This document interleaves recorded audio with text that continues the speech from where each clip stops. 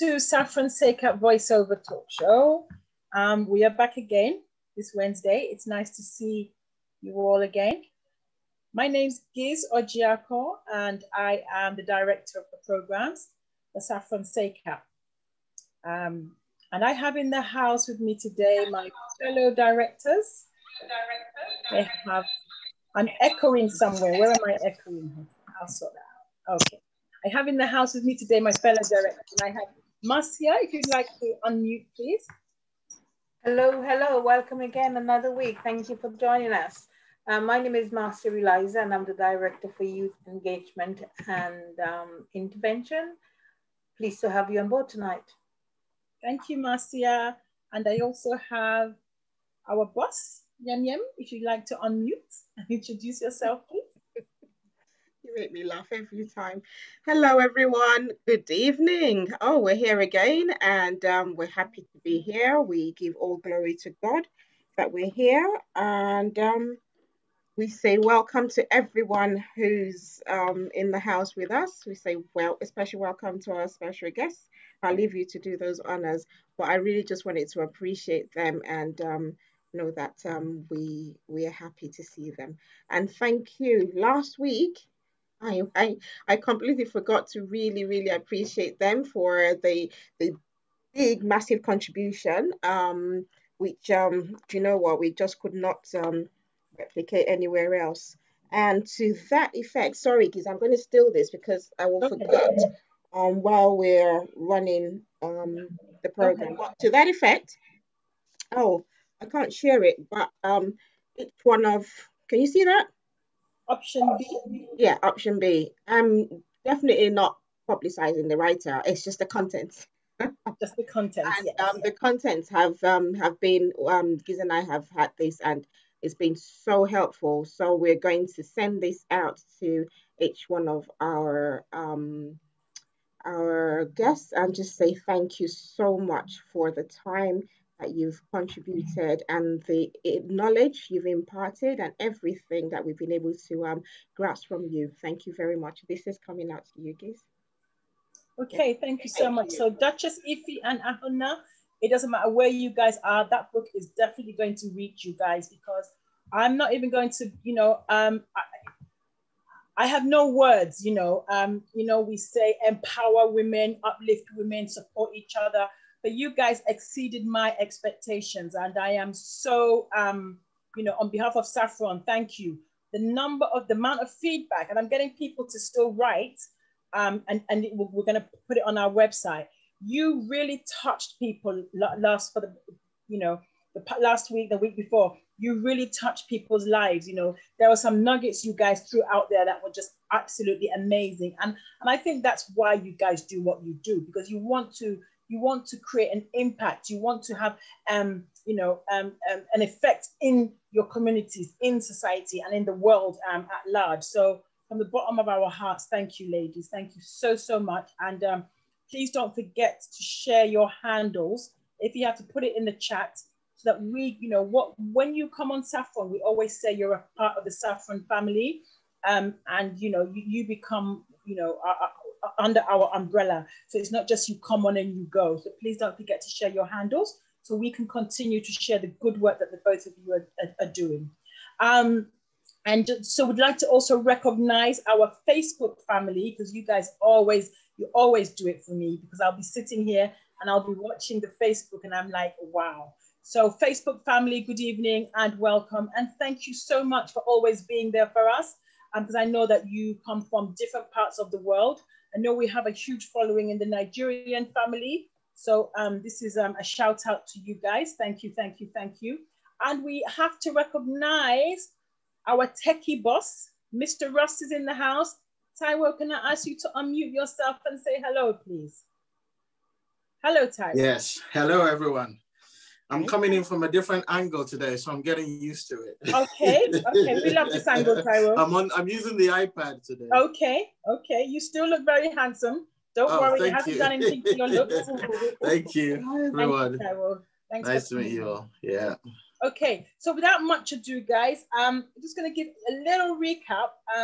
You know, we did have Duchess Ify on last week and Ahunna Anele on, and these are both our, Duchess Ify is the intimacy strategist and Ahunna Anele is our relationship expert. And you heard from them, you know, the various concepts of what leads to, you know, relationship breakdowns, you know, the issues of non-communication came out. We had two sides of the coin, the cultural side from Africa, and we had the Western side from, you know, the UK specifically. And I thought that was really, really amazing, because what that basically did was gave us an idea of relationships in two different worlds.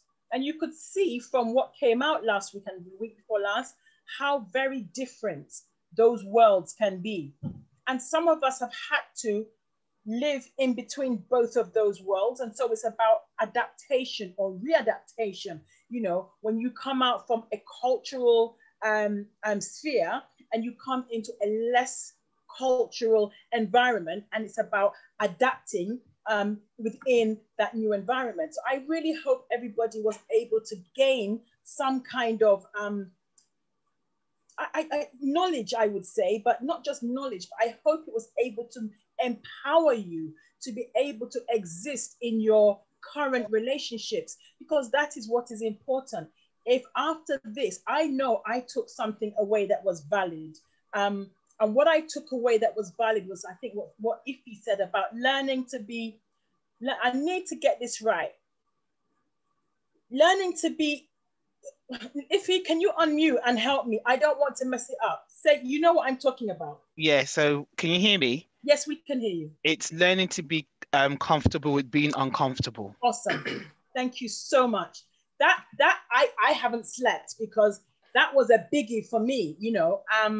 And, you know, in relationships, sometimes you are going to be uncomfortable. And I think it's at that point we get uncomfortable, we take off. And I think that is what Ify's trying to teach us, is to learn to be comfortable being uncomfortable. And what do we, when we say to being uncomfortable, what is it? There were some ideas that came out, and I think Ahunna touched on that, where you said, if you have to kneel down, dobale, for your in-laws, it might not be what you want to do, but hey, do it. Yeah.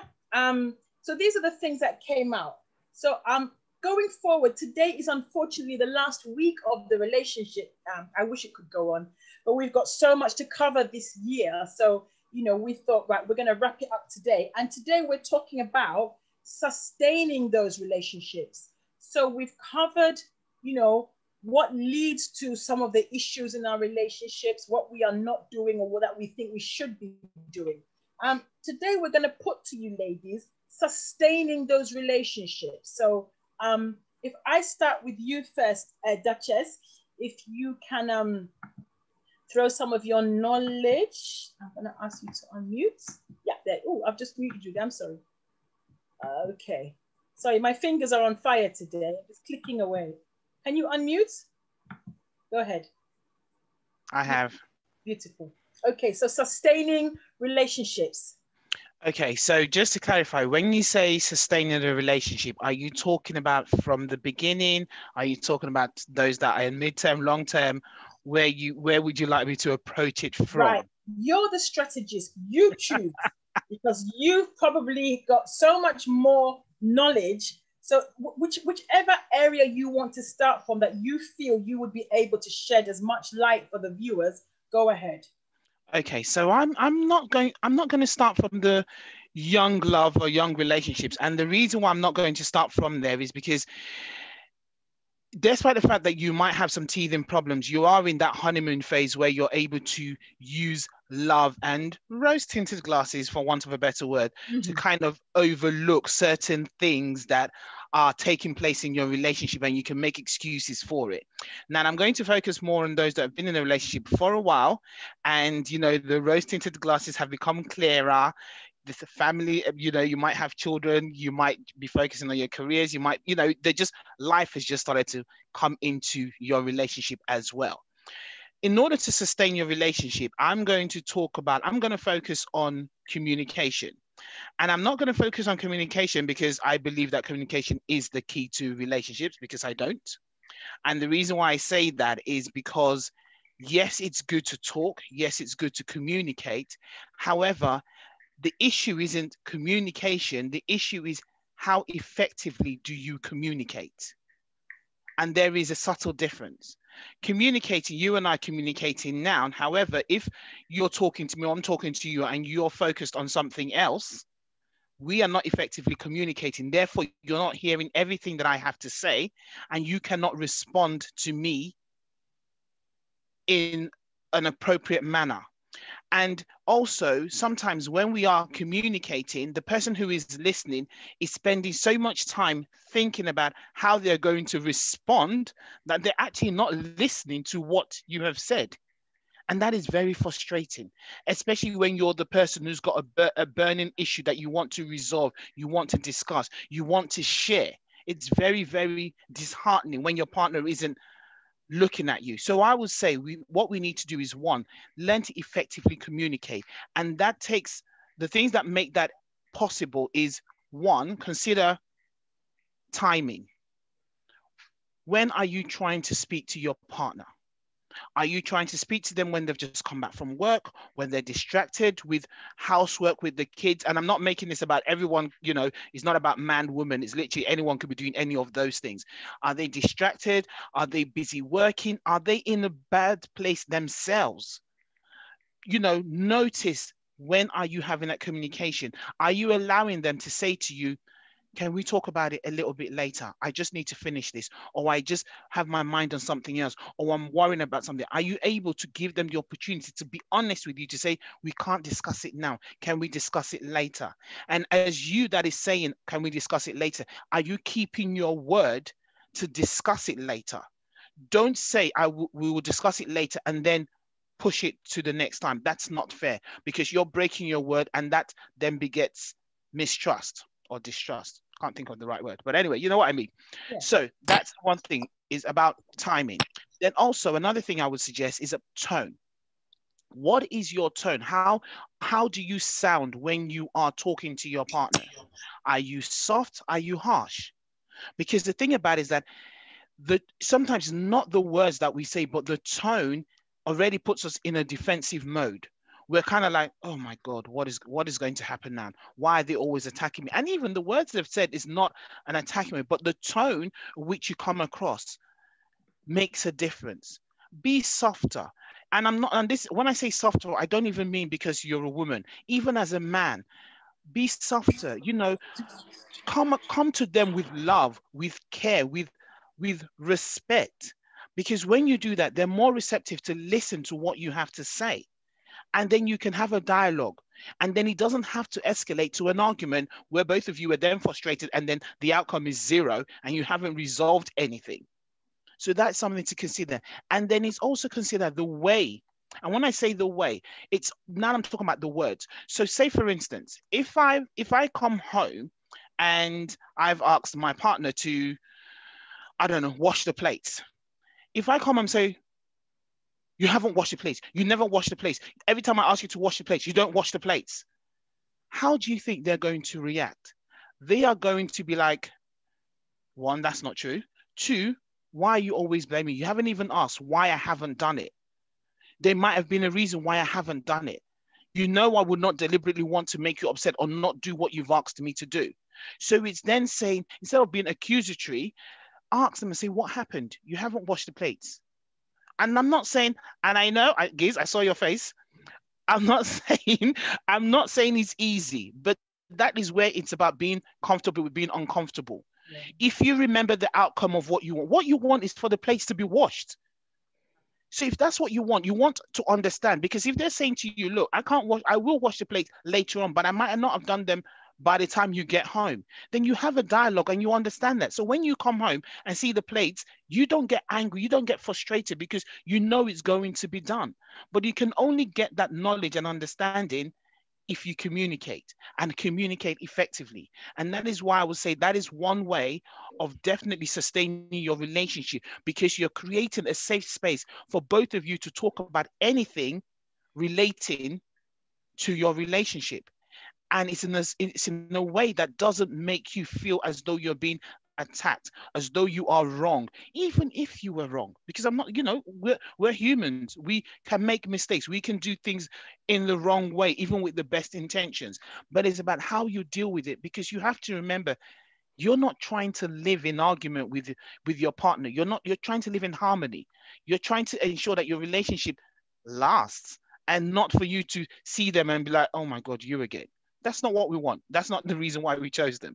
So learning how to communicate effectively by considering your timing, your tone, and your words would definitely help towards that. Can I just come in? It's interesting you said that about the washing up. One of the things I say when I'm doing life coaching is that everyone's got a story. And if you don't know the story, you jump to conclusions. So you come in, the washing up is not done. So instead of why didn't you do the washing up, you find out what's happened today. And then that's the story. Then you know why the washing up wasn't done. So you don't jump to conclusions. So, I mean, I'm glad you said as well with effective communication. Yes, we like to say communication, but as you rightly put it, it's effective communication, because we all communicate in many ways. But are we using the right type for the right situation? And you know what we like, our body language says a lot. You come to the door and your face is like a mountain even before you take your coat off, you know? So yes, effective communication is very important. So thanks, Duchess, for that. That's really good. You're welcome. Okay, and I'm going to ask Ahana if you can unmute yourself, please, and shed some light on sustaining. You've heard everything that has been said. And from your perspective, if you can shed some light on sustaining relationships, please. Thanks for having me once again, and it's a pleasure being here. Like Duchess has said now, effective communication. Everything in a relationship has to do with communication. And another thing is mindset. What do you want in a relationship? If you want peace, you go all out to have peace. If your partner wants peace, he'll go all out to have peace. Because there are certain things, like she said, approach, use of words, body language. You know, when your partner is always on the defensive, every time he's defending himself or she's defending herself, that means you're not listening, you're not communicating. Because if you heard me right, you would know where I'm coming from. I'm not trying to trying to play the blame game. I'm trying to say, oh, this is how it is, and why is it this way? Then you know you've done something wrong, and you already have an answer to that thing. You know, you are trying to second guess your partner at all times. You're not taking the way you see your partner. So mine is mindset in a relationship. After communication, what do you want in a relationship? What was there? What made you attracted? I know life happens, so a lot of things would have distracted you. There would have been built up tensions in between, you know, like she said, she was going to take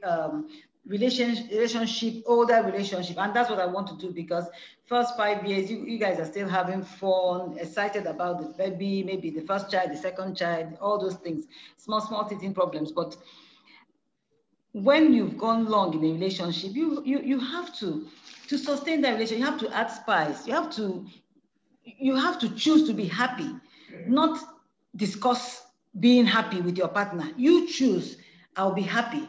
And once you choose to be happy, he would or she would, you know, follow suit. Like I always say, change you. You can't change somebody else. You have to change yourself. If you know the way your partner responds to you when you bring up top issues, change the way you bring up the issues, and then he'll respond differently. But if it's the same thing all the time, it will be the same response. You understand? So it's a mindset. How do you want to live happily? If you want to live happily, you do things that shows that you want to live happily. You know, so certain things that would have been avoided, you know, I mean, you don't go into them.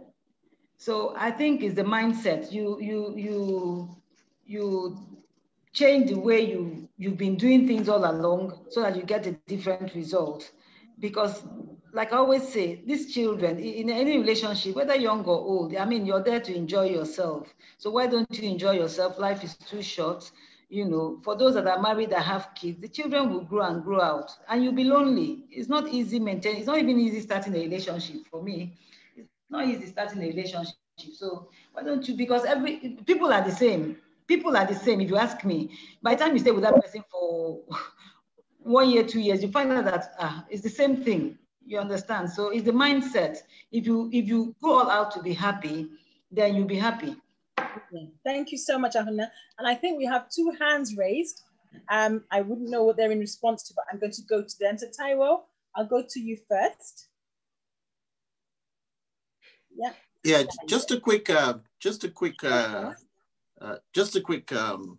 of question.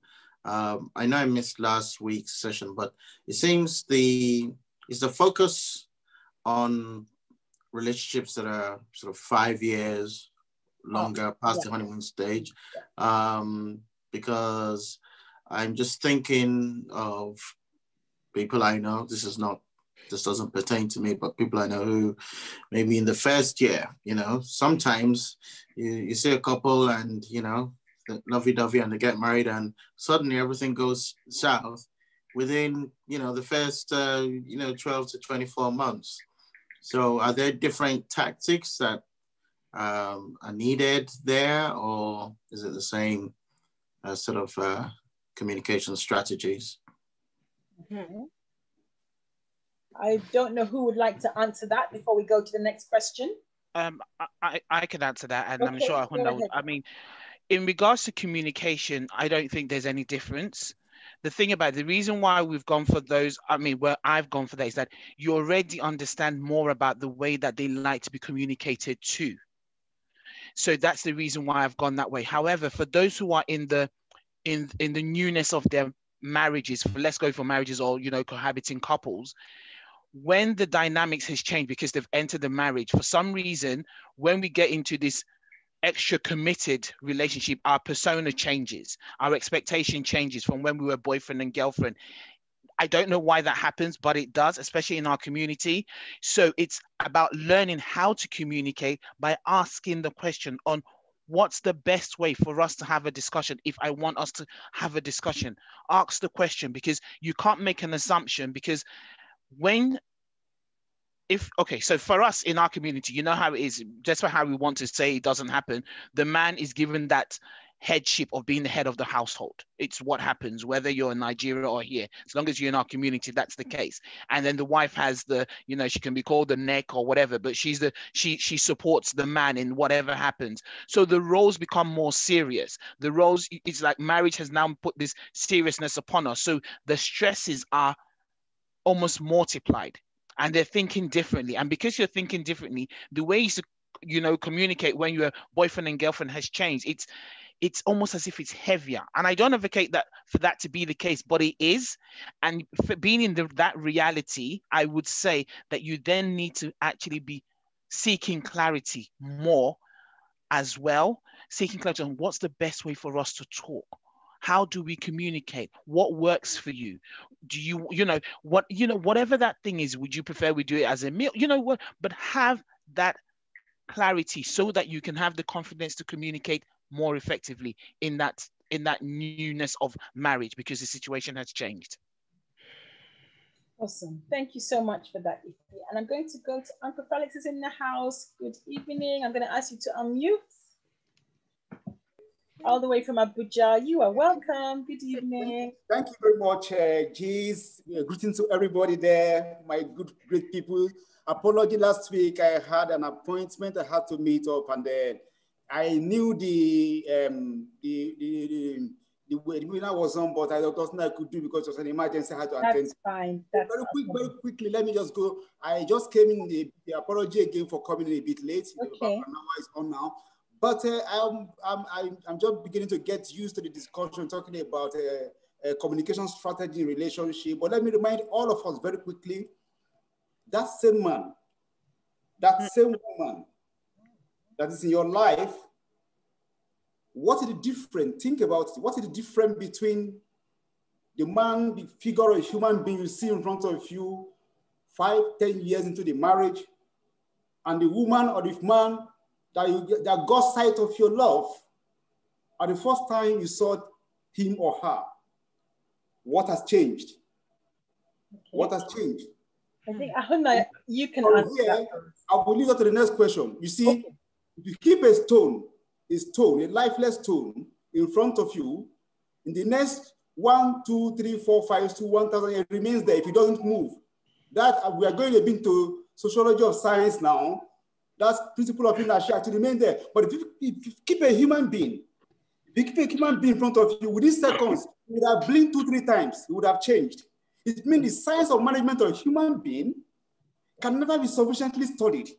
Right. That is why when experts talk of love, what does love mean? Love means, in spite of your weakness, in spite of your human imperfection, I love you.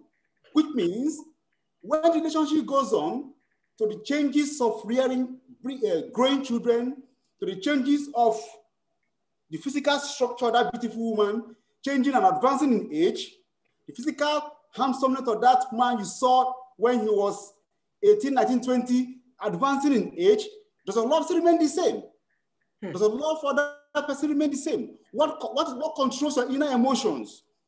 See, marriage, relationship, if that is living with a human being, takes a lot.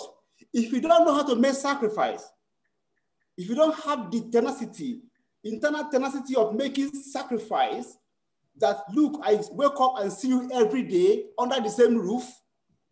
If you cannot, if you don't have the emotion to be a certain, what they call relationship shock, that will happen 10, 20 years after I've been living with the person, please, you don't need to get married because these things must come. Sure. If you're not, if your fundamental is not, sorry, please. It may be difficult for you to, because when you take a communication strategy, see, when you're communicating with your spouse, you must have understood years into the marriage what is naturally his, what is naturally hers. You understand? You must have known that no matter how you try to counsel the person, this person is just naturally unchangeable in this aspect of life. So how do you go about it so that you can have peace? Okay. So they communicate well. Brilliant. So what we're going to do, you can't tell it anywhere in university or anywhere in the world. At all. We're going to try and answer your first question. I think the first question was, what's the difference between somebody 5 years in the relationship and at the beginning? So Ahuna, I think you were trying to answer that. Ahuna's from. Are you there, Ahuna? If not, I would like to ask Duchess to please. Okay, Ahuna, you're back. Sorry, yes. You were trying to answer the first question when Mr. Felix asked about the relationship at the beginning and 5 years after. What has changed? Would you be able to answer that for us, please? Can you hear us, Ahuna? Yes, Ahuna. Yeah, I can. Okay. Yeah. Thank you, Mr. Felix. Yes. What has changed? We've started taking each other for granted. You know, that's what changed. It's not as if we've started taking each other for granted. And I'm glad you said sacrifice. Everybody wants to sacrifice, but when the sacrifice is one-sided, it becomes, it starts irritating the other partner. So sacrifice, yes, in a relationship, but it mustn't be one-sided. Both have to sacrifice. Now, there are changes in marriage, physical changes, things, life happens, interferences, and all that. But like just said, communication is very, very. Two of you have to, for it to work out. Two of you have to want it. I mean, one person can't. Igbo people say one person carries a relationship, but you move. So what I'm saying is, you have to want it badly to remain in it for both parties. And unfortunately, in this part of the world where I live, men think that the woman is the one that should want to be in marriage, to be the one that will carry the load. Everything, a man is excused for anything he commits, but the woman is sacrificed for anything she commits. So what I'm saying is, if you say sacrifice, sacrifice should be on both parties. It should be on both parties. A man should sacrifice and a woman should sacrifice. And I mean, communication is key.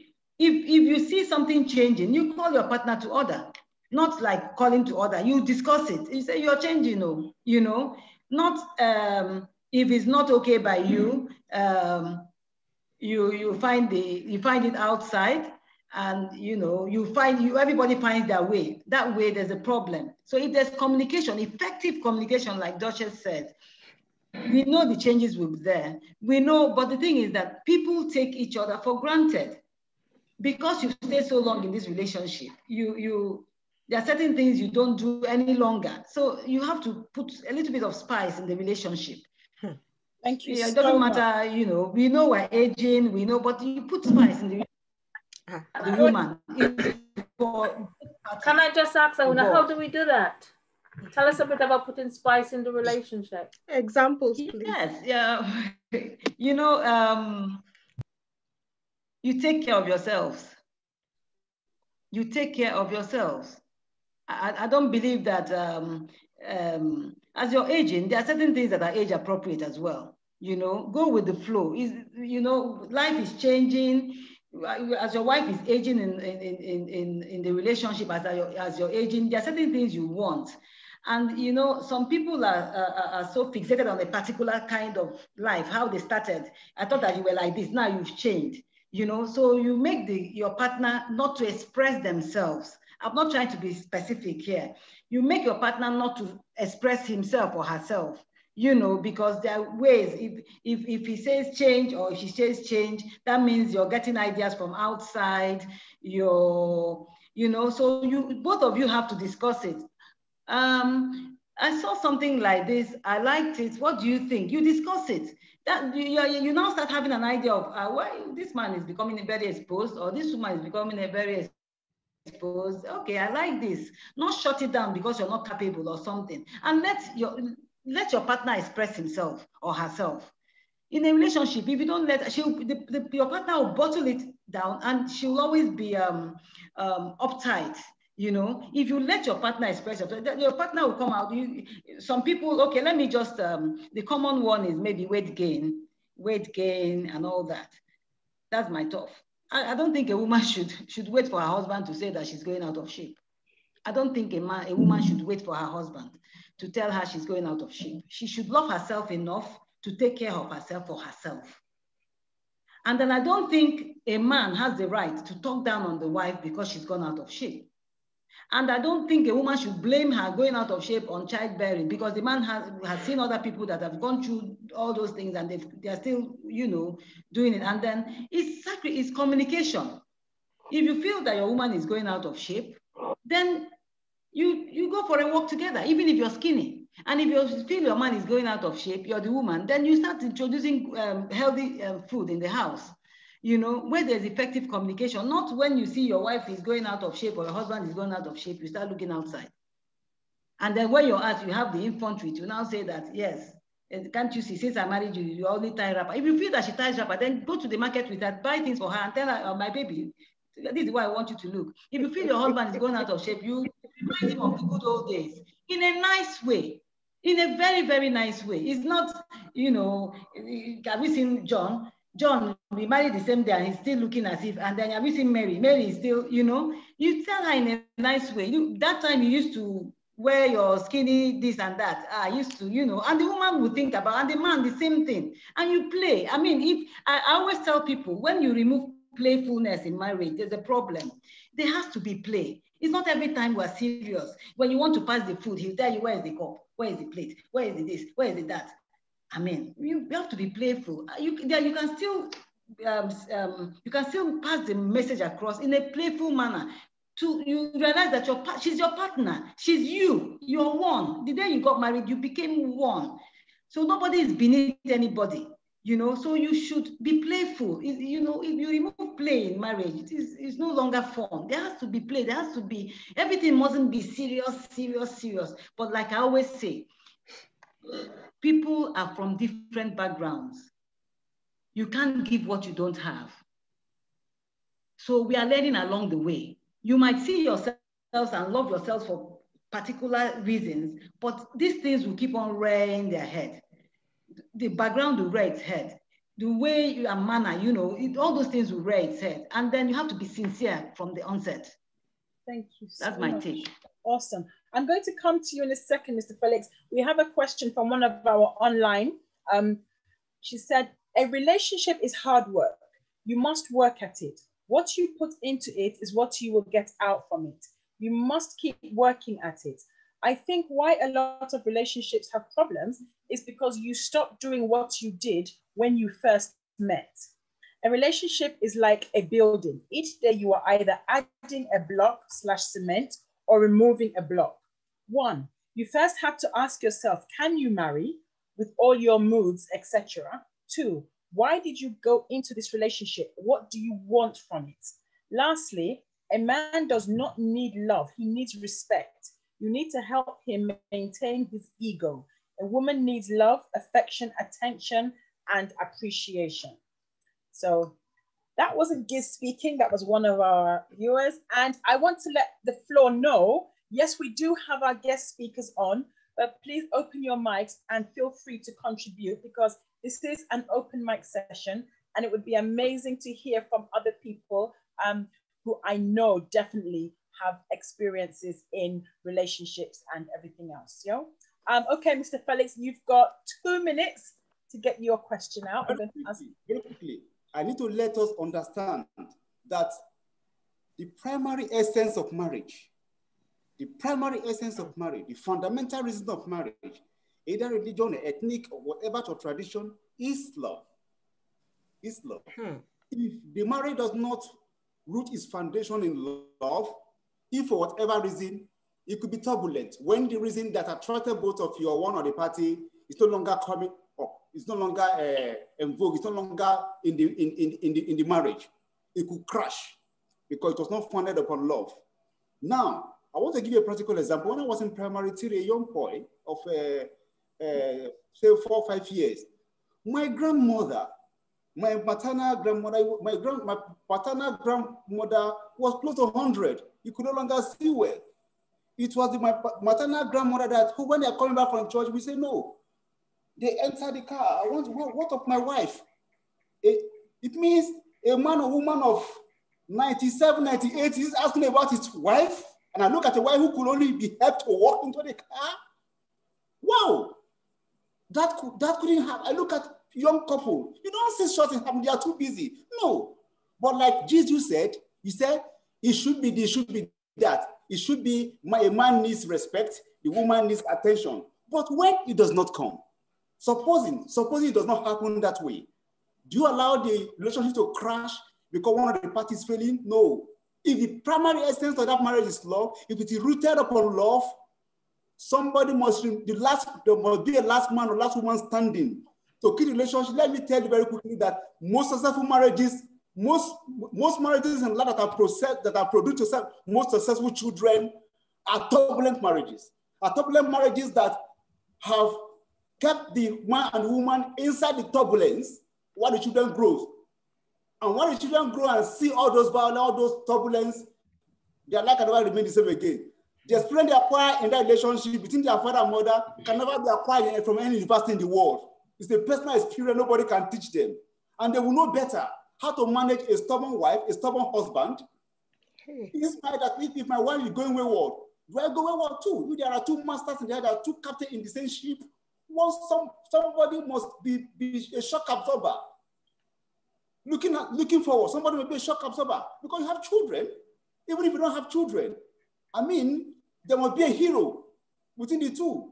Somebody was talking about why would it be me taking all the shots? Why would it be taking all the punches? No, it's not like that. Most successful marriages where you have most successful children, mostly from troubled homes. Yes. Go into research and find out. I think my mic is on. I gotta support my brother there. You want to hear from the men? You're hearing from the men today. Sorry to interrupt you, my brother, but that is 100% true. Okay, and so this is the time for all of you women on here, and take the message back to our sisters. Look, what he's talking about, I'm another example of that. Okay, I'm not ashamed to say it. I own my own truth. Okay, I've decided. It doesn't matter how bad it was. You know, I've decided that privately and publicly, if need be, I own my own truth. When you own your own truth, no matter what happened, then no one can take that and spin it for their own purposes. Okay, so the truth of how I came about and how I grew up and the degree of turbulence. Well, if let's remove any emotion from this. If I could just present you facts, well, I mean, thank you for all of you, those of you here that appreciate me and my skills, and you've only scratched the surface. But listen, where that came from, if you think that came from, you know, a place that looks nice and my parents, you would be completely, utterly, you know, at the wrong end of the universe on that. Okay, the truth of the matter, and this is why I'm always, you know, trying, you know, my life and who I am is like an onion. In fact, you can continue to peel a new layer and you discover something new every year. But myself and I'd say one of my siblings, you know, there's a couple of us that have done things, but to be honest with you, if you look at where we are compared to where we started, it doesn't add up. It does not add up, as in the turbulence, you know, usually we'll go one of two ways. You will go to one extreme or the other. So you can choose the extremity of progress and rocket grade anti-gravity acceleration. That's the best way I can describe it, okay? The acceleration you need to escape the pull of gravity. The pull, the default, gravity is the default. You throw a stone, the default. So when you come from that kind of home, there are some things that by default, your life would tend to. They are like gravity. To escape that gravity, you need rocket grade propellant. That's the best analogy I can give you. Awesome, awesome, yeah. Awesome. Thank you so much for that, Taiwo. Thank you. And I did see in the chat where you said you felt that it's not just women that needed love. You also felt that men need love too. And I want to say I'm a woman and I'm agreeing with you 1000%. Everybody is entitled to their own opinion. So for the person, for the person that said that men do not need love, you know, that's your opinion, and you know, we respect everybody's opinion on here. But I am putting it out there. I had a father, I have brothers, I have male friends, and I can tell you categorically, they might not show it, and that's what could possibly lead us to think that they don't need it. But men need as much love as women do, because let's face it, they're human. I have 2 dogs. My dogs need love, you know, and these are my dogs. And when I come in, my dogs want me to, you know, when I ignore them, I can see that they are not happy, not to talk of a man. So let's try and, let's try, because we have sons, you know, we have nephews. Let's not push that narrative. I think men definitely need love. So I can see everybody's getting a bit passionate. I just want to welcome a few people in the house. I've got my sister Adebola. Please unmute and say hello. Is she there? Well, she's on, but she's probably gone to get a drink. So I'm going to, there she is. Hello, sis. Unmute. I need to hear that beautiful voice. Good evening. Hey, don't even say the beautiful voice. How are you? Good evening. Good evening, sis. Good evening, bros. Good evening, the house. Good evening, everyone. I do love that. Thank you. Thank you. I caught on the tail end of your conversation. Well done. Yeah. Men need love. I would say that. Thank you. Thank you so much. And we have all the way from Scotland. Oli, I've missed you. Unmute. Say hi. Virtual hug to you, Ollie. I love you. Hi. How are you, my lovely? I'm fine. Good evening. Happy New Year. Happy New Year. Honestly, everybody. Yeah. Ollie's always on, and this is like your first time, so it's a pleasure. And I tell you why, guys, because honestly, with this COVID situation, when you open the Zoom and I see people that I haven't seen for a long time, my heart just does like, yeah. I'm like, you know what? Literally just come straight. I've just literally come from Newcastle. So I just walked in and I was like, okay, let me just join. Yeah. Thank you, darling. That's love right there. So thank you. And you are so welcome. So please, and Facebook people, thank you so much. So I can see some of you have just joined as well. Anita is asking us, please, can you define what love is? How long is a piece of string? Okay, I'm gonna open that to anybody on the floor, really. Define what love is, please. Ollie, yeah, go ahead, because we haven't heard from you today. Go ahead. I've asked you, there you go. I would say, I mean, there's no right or wrong definition to love, but I would say love is connecting with your emotions. And, well, I suppose emotions can be defined in different ways as well, but like a positive emotion. So like, okay, let me do it this way. You described, you gave a very good illustration, which I think is good. You talked about your dog, right? So generally when we have pets, well, I don't have pets, but I have friends who have pets.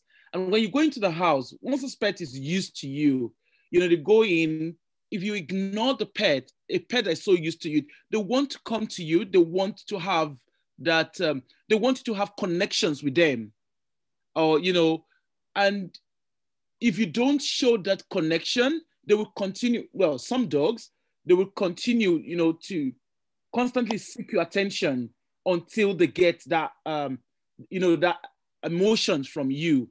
And I think the same thing too, well, as a mom, I'm a mother of a grown man, even he's a baby, but he calls himself a grown man anyway. Well, for my son, I would say I connect with his emotions. I respect him while I'm connecting with his emotions, but at the same time, I'm aware of his soft side. I'm aware of when things are rough with him. The way, obviously, it's a balanced way of linking up, because the fact that you love someone doesn't mean you won't be angry with someone. It doesn't mean they won't offend you, but it's having that happy medium whereby you're able to connect, you're able to still speak in a way that you're respecting while you're putting your point across, or while you're navigating your way with each other in the case of relationship. Yes.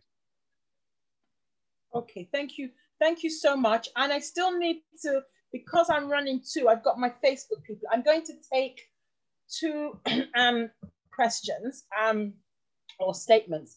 I think they were possibly in response to what Mr. Felix said. I may be wrong, but it states the way you've grown to believe in situations. If you believe this is the way things are meant to be, it will be difficult to see things another way. Something else has said, because we have normalized dysfunction, our children are growing up adopting dysfunctional mindset and behaviors, which are either abusive to themselves and to others. We need to stop normalizing dysfunction. Why should one person be the shock absorber? Why can't we champion and fight for healthiness in both? Yeah. I don't know who wants to. So, Diego, who wanted to say something? Did you get the last bit? Ollie, did you get what I? Yeah, I think I came in just shortly while there was a lady that was speaking, and then I heard Mr. Felix speak. Yeah. And I think the social worker in me could not get my head around what he was saying. I'm sorry, it's just, yeah, I don't mean it in a bad way. I see what you're saying, but the social worker in me could not go past the language you were using. Yeah, I think for relationship, I think we really need to understand what we're talking about when we're defining relationship, right? Now, it takes two to tango, and we're partners. Yes, I understand the religious angle, we need to submit. Submissiveness is subjective, right? The definition of submission is very, very subjective, right? Like when you're in a relationship, to me, the key thing is respect. Mm-hmm. When you respect yourselves, right? Or when you both show yourselves respect, you find out that it's so easy for you to navigate your way, right? Now, I'll put myself out as an example, right? I was married. I'm now separated, right? In as much as we're both separated, there was a time that we're both madly in love with each other, right?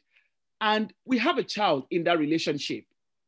So yes, things did not work out the way we wanted to work out, but I don't have to paint him black or demonize him. I don't have to say, oh, you know what? He doesn't do this, or she doesn't do this, right? Now, we have to respect ourselves in a way that when it comes to the custody of the child, right? We both have equal custody. I could be spiteful and decide, you know what? This. I could have pointed at his weaknesses, right? But at the same time, I chose not to go that route. Or I think rather, I would say we both chose not to go that route, right? Because we're very conscious. I think for me, I'm coming from a broken home. So I understand the implications or the future impact. And again, my line of job, I do see impact. I'm not saying every child from a broken home definitely is dysfunction. That's not what I'm saying. But when both parents are not together, in most cases, children from those type of background, they either tend to swing way overboard in a good way or way overboard in a bad way.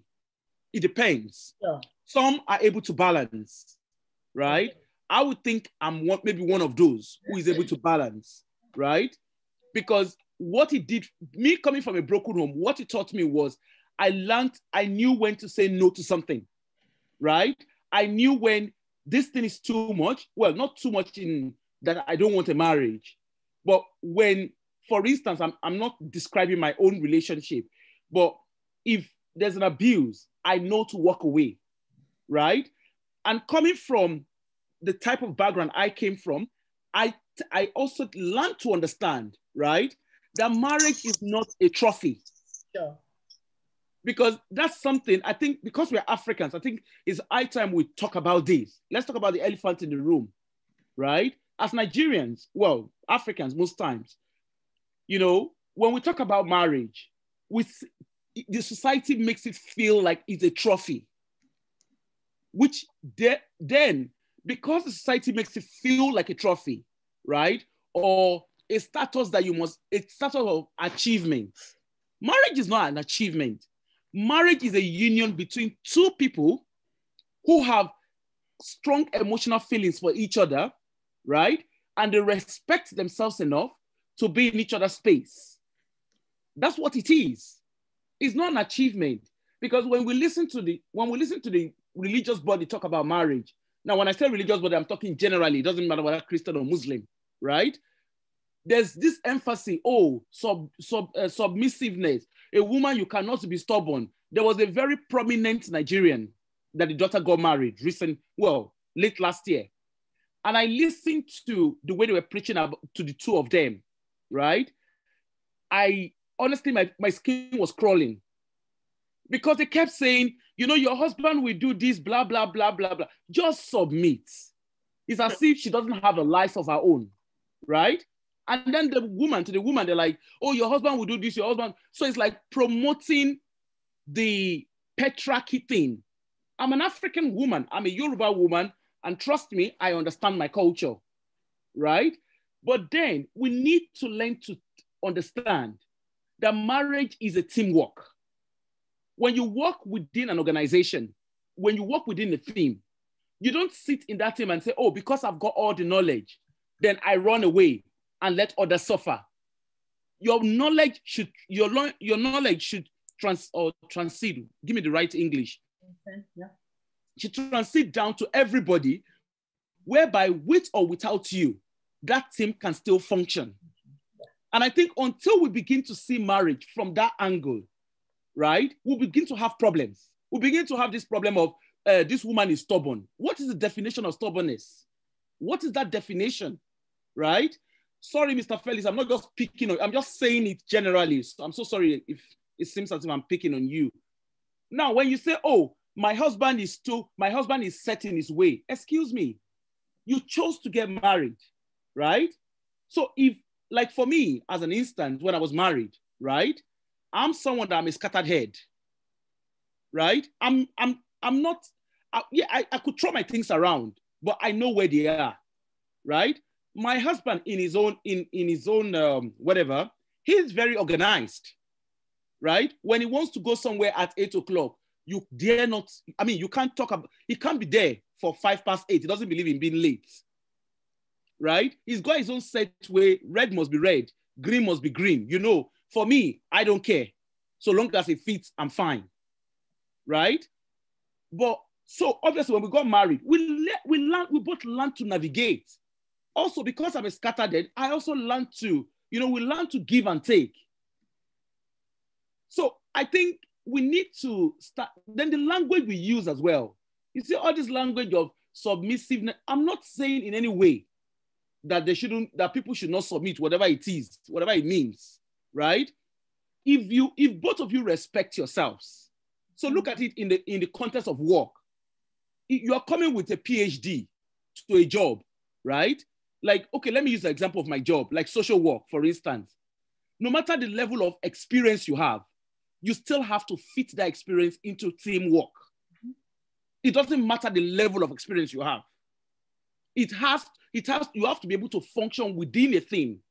Like where in my department where I work very closely with the police. So irrespective of, yes, I'm a social worker, I should be able to do assessment. My role should feed in whereby the police feels comfortable. Everybody around me feels comfortable. And it shouldn't be a case of, oh, daddy, this is daddy's chair. If anybody sees that, then there is hellfire going to happen. And then the lady before, she talked about weight. I caught it in that angle. I'm very, very sensitive about that. In the sense that, yes, I understand. Some people naturally, they put on weight, right? It doesn't mean they're not healthy. And I think we really need to start looking at those narratives, right? The fact that someone is bulky, like for me, I'm not slim. It doesn't make me unhealthy. Yes, I could change. Do I want to change my lifestyle to make me look slimmer? Maybe. But I shouldn't need the society. I shouldn't need my partner to tell me. First, I should learn self-confidence. And I think the moment we start learning these little things, it makes a lot of difference. There's talks around, what's the name? Joint account. I was married. I never ran joint account because I don't believe in it. Not because it made any difference. I'm just someone that I don't like to write research in order to get my money. When I want my money, I want to be able to spend it. Thank you, Ali. I think I can go on and on and on. Okay, anyway. Time, we're going to have to wrap up. But thank you. I'm just going to take one question and some statements from Facebook before I go to you, Duchess Ife. And we have agreed. Somebody's agreeing with you, Oli. Ebere, thanks for joining, Ebere. And she says, and may I add, not a favor on anyone's part. Elsie says, you are right. Marriage is a team effort. It is a partnership. It takes two to tango. Elsie further went on to say, communication, respect, understanding, flexibility are all key ingredients for a healthy and happy marriage. You both have to be willing to work at it for it to be successful. Okay. That's amazing. We want to welcome Auntie Vicky. Auntie Vicky's in the house. Good evening, Auntie Vicky. It's nice to see you. Good evening, ma'am. Okay, I'm going to ask you to unmute Duchess, because you've had your hand up for quite a while before I go to Mr. Okay, go ahead, Ife. Okay, so there's a few things I kind of wanted to say. To the person that listed all the things that key ingredients to a marriage, yes. Please do not forget sex. Please do not forget sex. Do not forget sex. Do not forget sex. Just say. So I'm just going to move on for that person. Anyway, so I kind of wanted to go back to what Taiwo was saying about when you, actually it's fed from what Mr. Felix said about the most successful people come from turbulent marriages. Now, I'm a bit confused because if you're saying that, are you then saying that what, in order to have successful people going forward in the next generation, that they must be, or it's better for them to come from turbulent relationships? And I think we need to be very careful about the narrative that we're setting here, because does that mean that because I'm successful, because I came from a background that wasn't rosy, so therefore my future relationship is then going to be turbulent in order for my children to be successful? I think we need to be careful about how we pass that message across, because we are trying to create, produce, raise, whatever word you want to use, well-rounded children for the next generation, because life itself is very tough. The way we grew up, those of us in our 30s, 40s, 50s, is very different. You know, the generation now, they have so many challenges facing them that if we're then giving them this narrative about, you know, yes, oh, do you think my life was a bed of roses and therefore I'm successful? You are putting pressure on them because they don't know if they're coming or going. Another thing I wanted to also address is we have conditioned ourselves for certain words. There's certain words we think that is right, that is a narrative. Oh, a woman needs affection, a woman needs love, and a man needs respect, and all that kind of stuff. We all need everything. Yes, we might have different degrees, but it doesn't matter if I'm a man or a woman. They will say a man is defined by what he does. I'm a woman, but I like to be defined by what I do too. Does not take away from the other things that I need. So we need to be aware that some of the words that we use to define marriages, relationship, and the way that they work properly or effectively has actually come down from us being conditioned that way, that we need to step back into the common sense and look at what the words we're using and say, does it make sense? Because your relationship works with two imperfect people coming together to create a perfect relationship, which is difficult. What I do is different from what another person does. I can never be like another person. The man in my life, the woman in my life, whoever cannot be like another person. So when we come together to create our union by marriage or by choice or however we want to do it, you cannot expect it to say one rule fits all, because it's not the truth. There are people who are thriving in their relationships and they have separate bedrooms, separate bank accounts, and but they still have man and woman roles. That's how their relationship works. Some other people decide, you know what, we would mix it all up and it works for them. In my relationship, I was the one that would go and service the car. My husband, my ex-husband, because that's what he is, was the one that liked soft furnishings, but it worked for us. Some people will say, oh my God, but that's not a woman's job. That's not a man's job. So freaking what? It's what works in your relationship in order for it to be sustainable, for it to be enjoyable, and for it to be thriving. So let us not take all these narratives of what people say or what people think or what the church says and what. Seriously, look at yourself, think about who you're with, and work together to make the relationship great for you and that other person. Awesome. Thank you. If you really put it out there, I'm going to come to you shortly, Mr. Felix, but I wanted to ask, based on what you said, if you, so, you know, you said it comes from a place of, you know, us being conditioned, you know, our minds being conditioned. Now, if we're being very real, you know, our community is a very conditioned community, okay? Conformity, you know, it's about what people are going to think about us. So what words do you have yourself, Ahuna, Oli as a social worker, any of the professionals on here? Because when we think of what somebody wrote on Facebook, you know, we don't want to be putting out a narrative that coming from a toxic environment, you know, I think what the lady said was, you know, we shouldn't be promoting, you know, that from a toxic environment, then you should be submissive and, you know, allow love to do X, Y, or Z. The fact that we conform in our community, which we do, and we are conditioned. So a lot of the women marry and they become submissive, this submissive wife, and allow the men to do X, Y, Z. Or some men become the subdued husband and allow the strong wife to do X, Y, Z. What message would you have for such relationships out there today? Put up your hand. This question is really for anybody that feels they've got something to tell the community today, please. Okay, I'll go to Mr. Felix because your hand's up. I'm going to put, just because of time, if we could just... Well, sorry. And simple, yeah? Sorry, very quickly. I didn't clearly get what you said, but from what the last speaker just said, Mr. I can't remember his name again, please. When I say quickly that it's not a generalized statement that most people come from, who made it, come from broken homes. See, what I was saying, I didn't want to drag us to another level of analysis, but I would have simply let us know very quickly that, look, if we want to go into details, we don't have enough time. No. If we want to go into details, we want to go into detail. Marriage, human being, have different level of analysis. Creed, that is belief, faith, both Islam and Christianity and other religions. Say when a man and a woman, two human beings, two human characters, leave their parents and come together, they should be one. But science of sociology, that is social science, and then the organic science, which is the science of chemistry, is saying something different from creed. And that is what empirical investigation has revealed, that in the human DNA, in the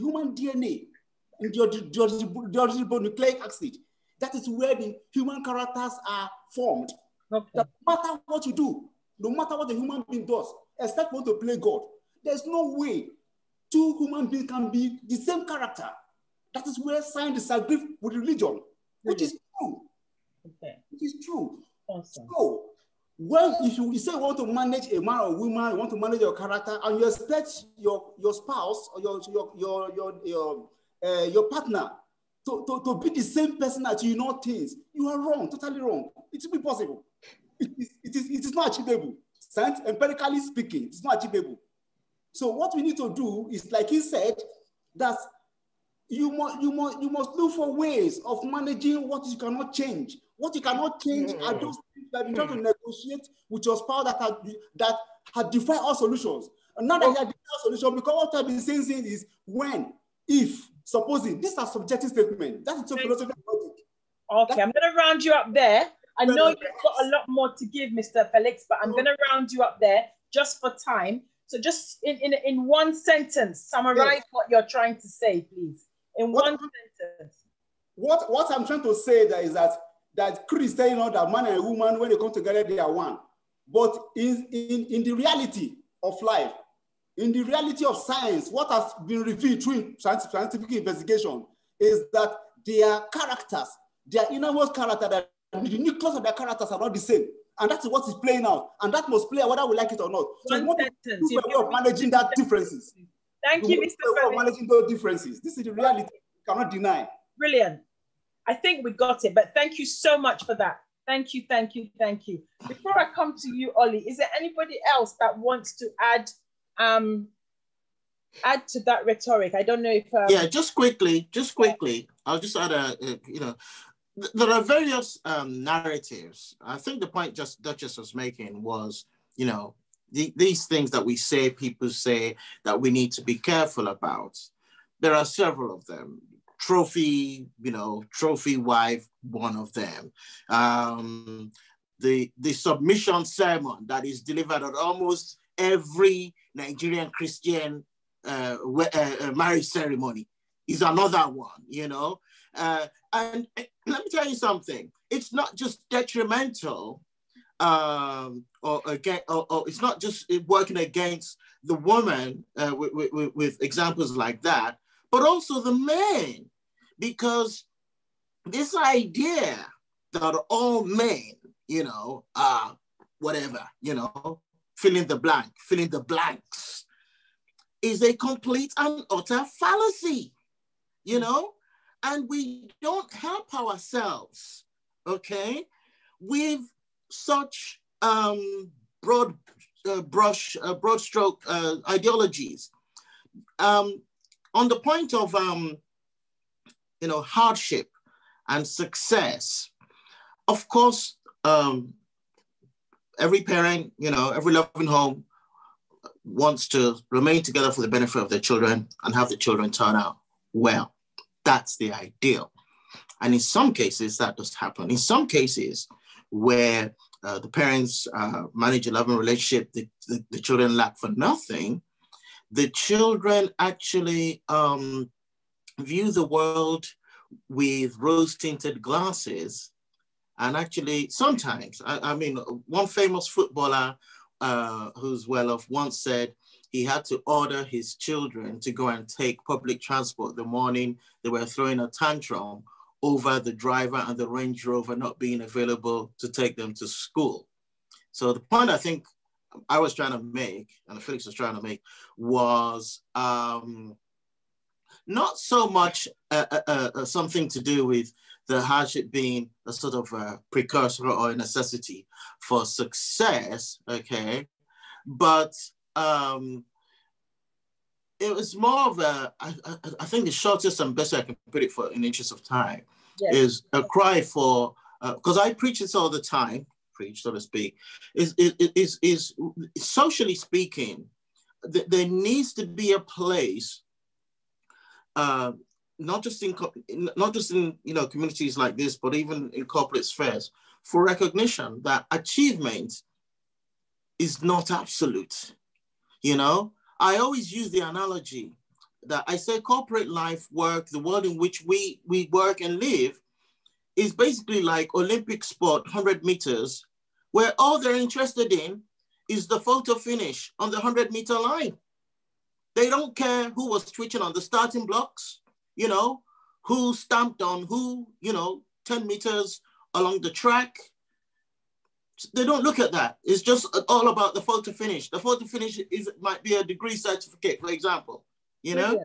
So in one sentence, Taiwo, summarize for us so that we can follow on from there due to time, so that we can get other people. We need to actively list these ideologies, narratives that have been circulating for so long that are in a way harmful. We need to crystallize, identify them, and continually call them out so we can redress them, because without that, they will continue. They are they're more unhelpful than we realize. Okay.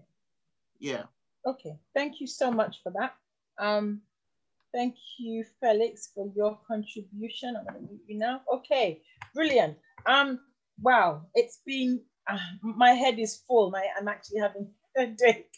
The information is just so much, but honestly, guys, it's been good. You know, we had some science in there. We had Adebola writing us love songs. So, you know, we're getting the full picture. You know, we've said the dreaded word. I was waiting 2 weeks. Nobody mentioned sex. And Iffy, thank you for putting it out there. Elsie has thanked you also from Facebook. I know Adebola wants to speak. Go ahead, sis.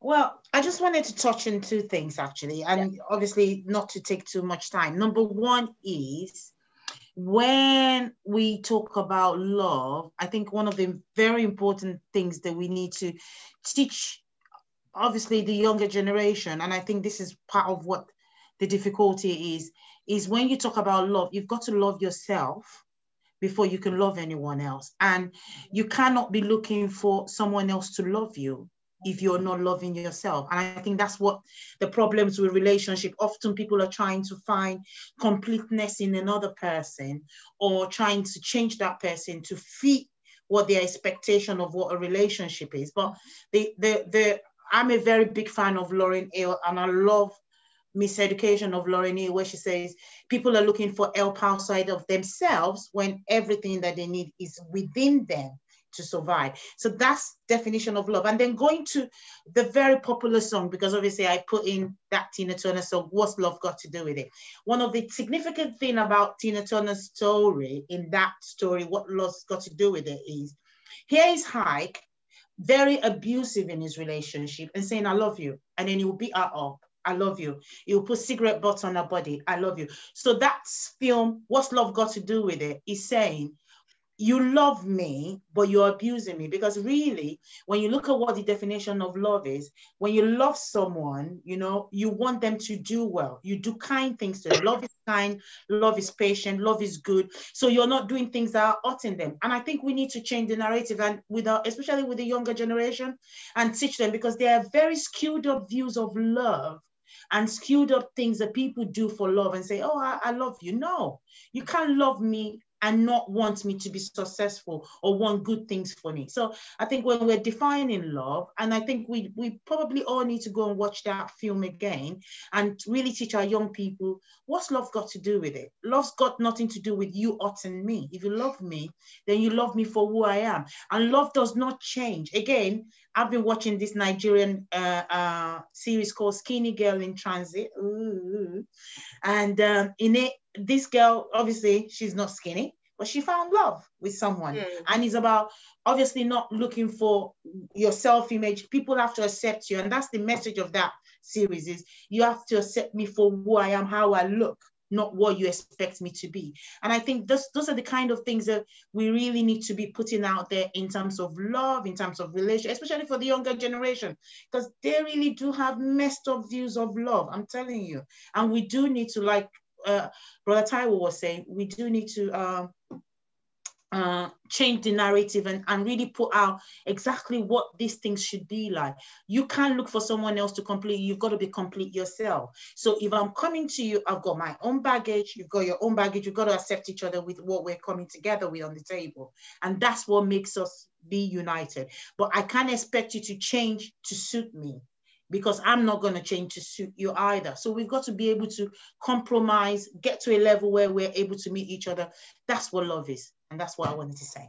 Awesome. Thank you so much, Sisa. You always bring some words of wisdom to the table. And I think, if we go back to the beginning, what you've just said now, I'm not going to change, or don't expect me to change to fit in. I think if that is in line with what you talked about with your uncomfortability scenario. So thank you so much for that. You cannot give what you don't have. I've always been told that growing up. And, if I love me, if I'm in love with myself, I understand myself, be rest assured what I'm going to give you is going to be unadulterated love. But if I don't love myself, be rest assured whatever you're getting from me is going to be absolute nonsense. So, I think, girls, ladies and gentlemen, thank you so much for everything that has been said tonight. We're not going to always agree because we all come from different places, like we've been saying. But I think we can all, agree on one thing. Love is, we all love in our own various ways, because we are all very different people, Ollie, your hand is up. Do you still have something you wanted to say? Unmute, please. Sorry. I wanted to say, in all of this, I think we need to learn, for our community, we need to embrace self-confidence, right? And raise children who are confident of themselves. Now, if we don't raise children who are self-confident, they're not able to ask the right questions, and they're not also able to make the right choices. If we raise children who are self-confident, then they know that, okay, if I'm in love, for me, I have a son. Because he's very confident, I've raised him irrespective to be very, very confident. He's able to make the right choices when it comes to relationship, even when it comes to friendship, even when it comes to assimilating information. I remember when my son was younger, when we talked about sex education, I taught him at home so that whatever anybody was telling him at school, I could never forget. I think it was in P7, P5 or P7, I can't remember. And I remember they mentioned something on sex education in school, and he said, no, my mom didn't say this to me. I'll check with my mom. And for me, I was quite proud. I'm not saying I was right or wrong, but the fact that he knew that I was the one who spoke to him about that first. So when anybody was giving him information outside, he knew to double check. right? And then also for us parents, we need to give our children a platform where there is nothing like, oh, there are questions you can't ask. To me, there is no stupid question. Every question is relevant. Then in the household, for the man and the woman, right? I'm not a relationship expert, and please don't class me as one, because I'm far from one. But I believe in mutual respect.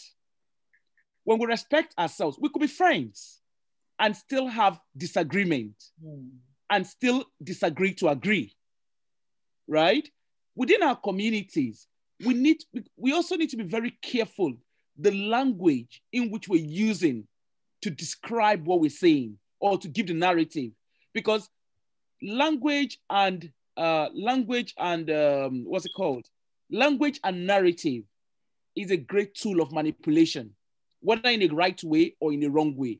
Again, this is my social work art, playing on me. But that's just the reality, because as human, we soak in what we hear.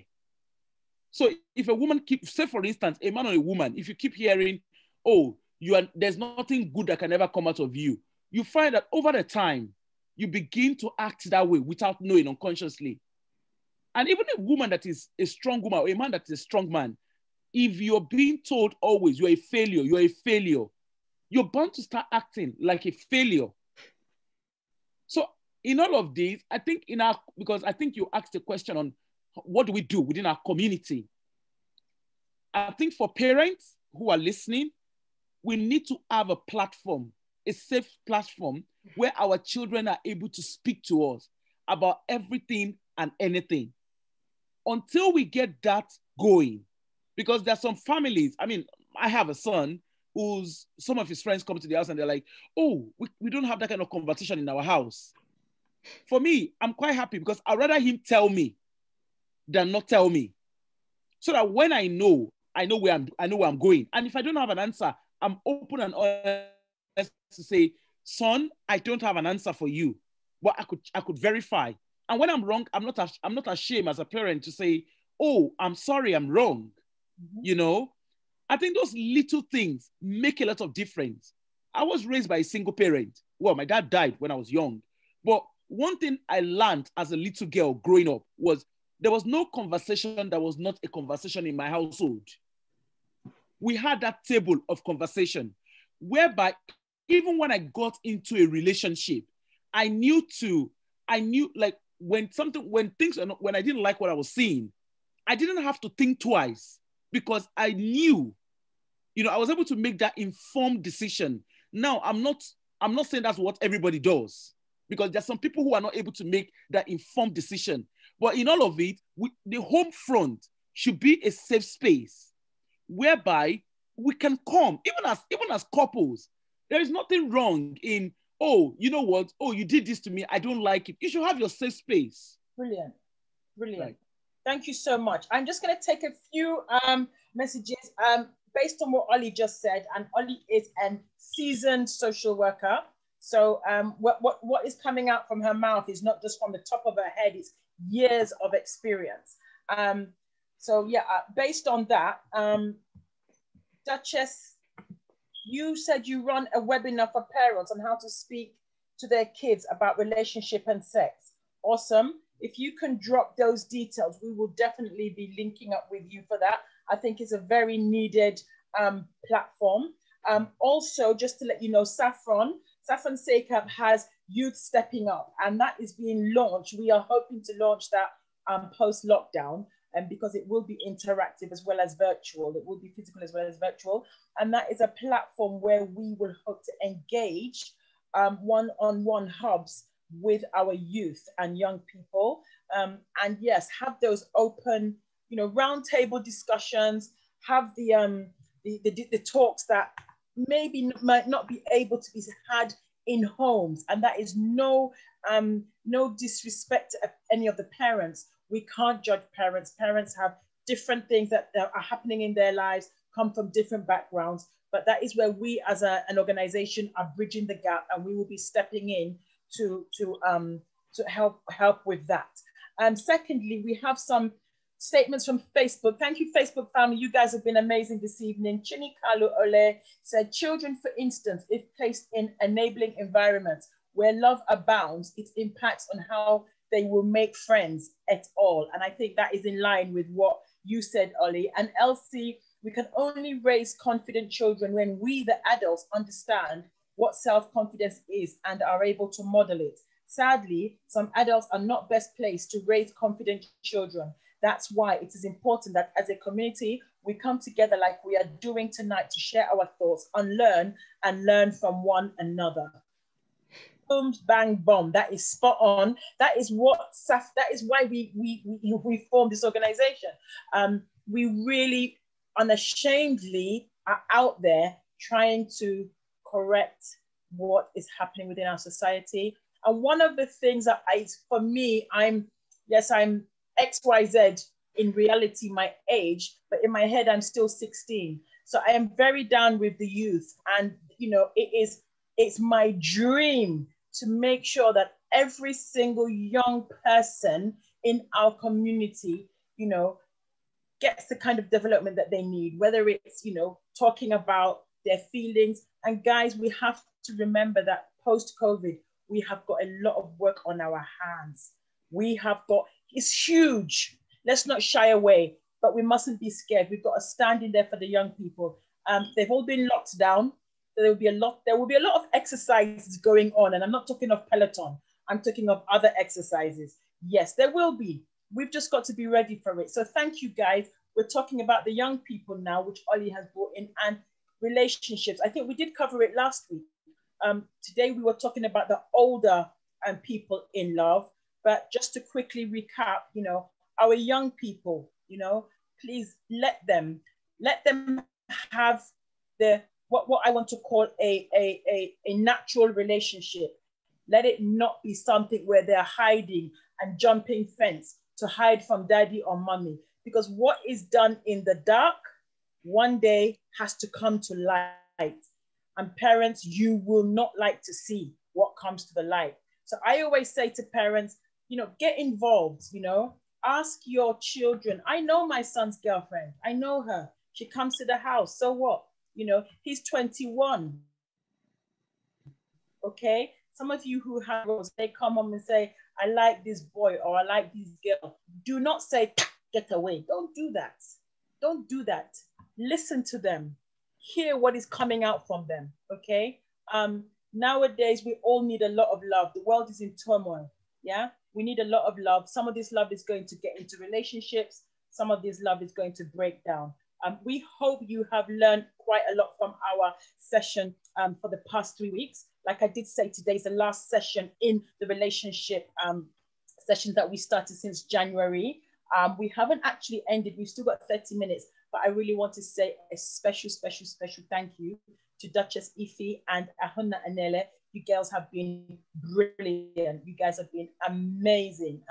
We will have you back. We're going to have you back in the summer. Yeah, definitely, because we've had such an interactive session with you.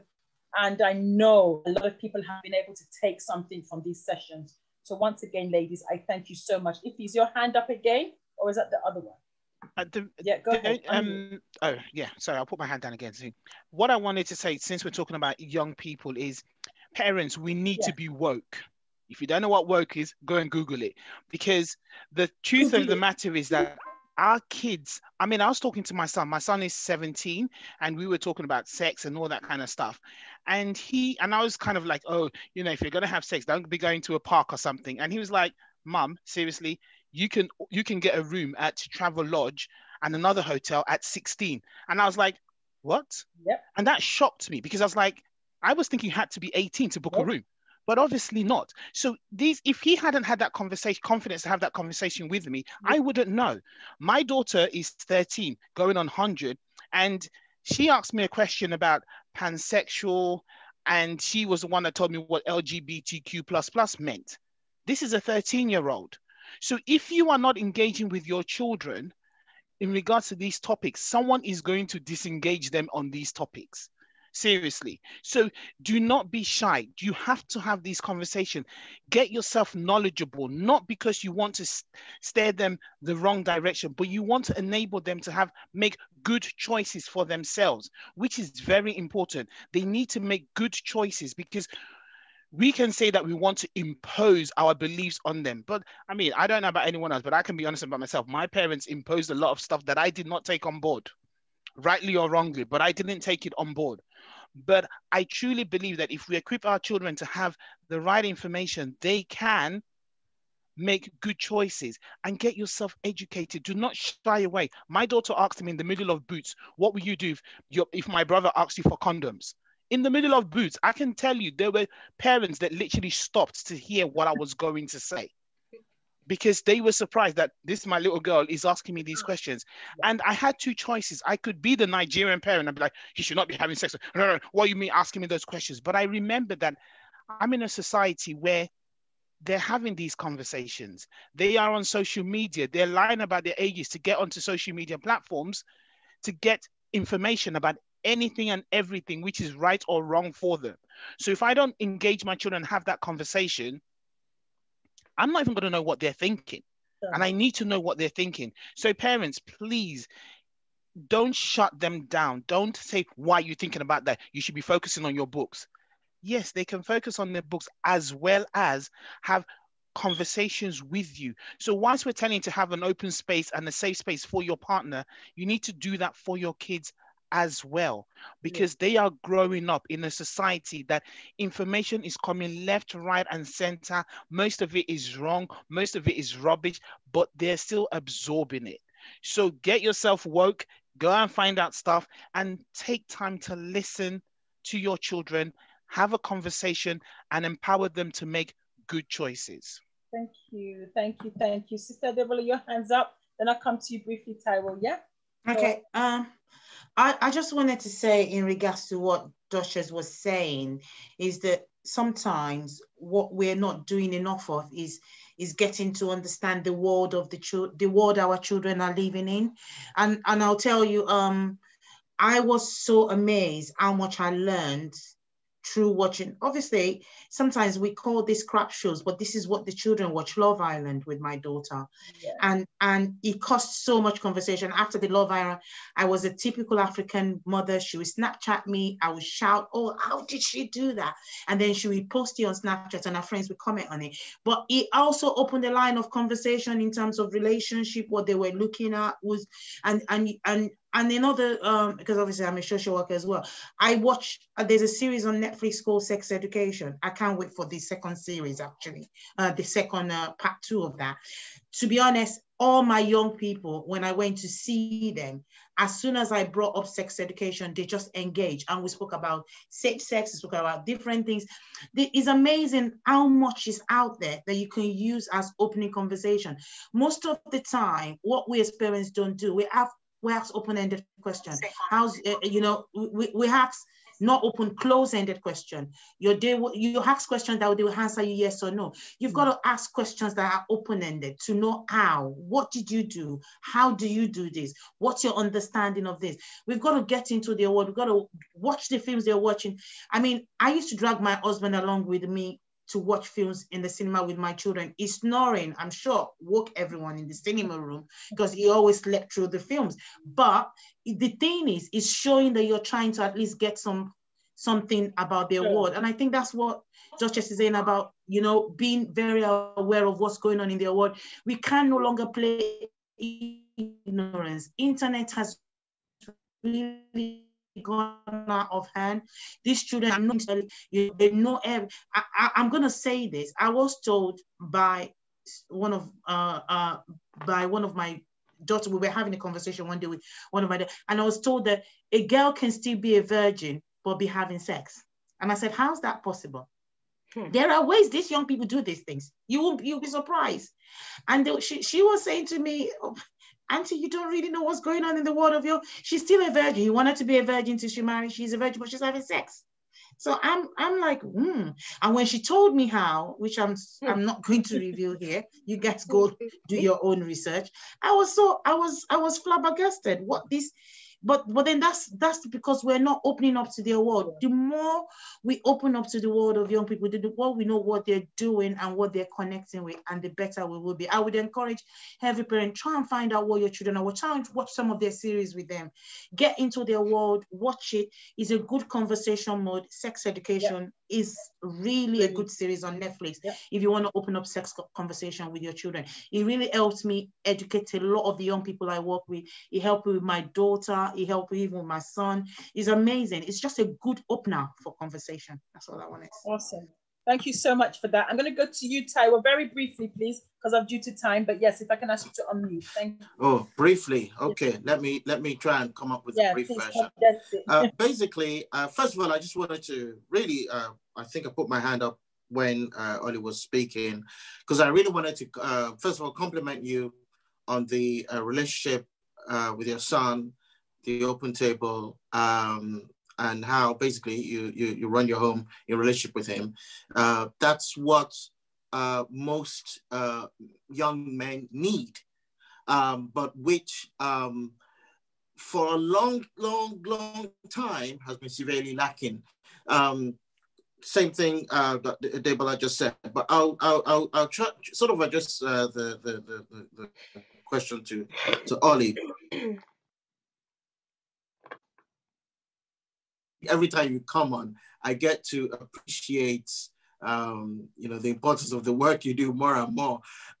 So my question is, I mean, I'm guessing that you work with people across the age spectrum, and on this forum, like today, for example, we're saying, okay, parents should do this, parents should do that, okay, but half the time, the people that we're speaking to, especially the men, I would say, you know, I mean, this is not scientific, don't have the background or came from a different place. You can't give what you didn't get or you don't have. So my question is, as a social worker, what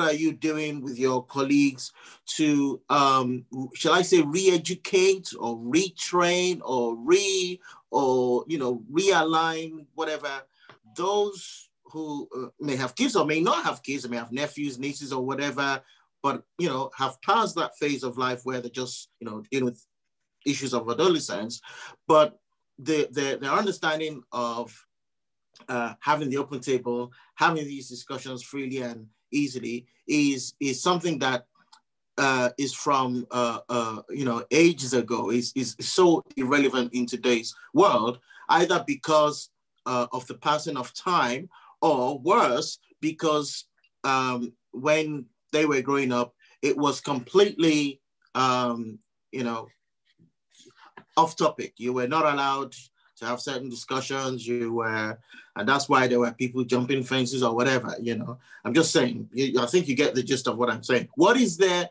in social services for bringing some, because the more, look, if we are to be the ones providing guidance and direction, right, then I'm talking as a broad community group now, then we ourselves have to be comfortable talking about things. But many people are still dealing with the sort of the old code from, you know, when they went to, you know, those, you know, that sort of adolescent age with their parents, you know.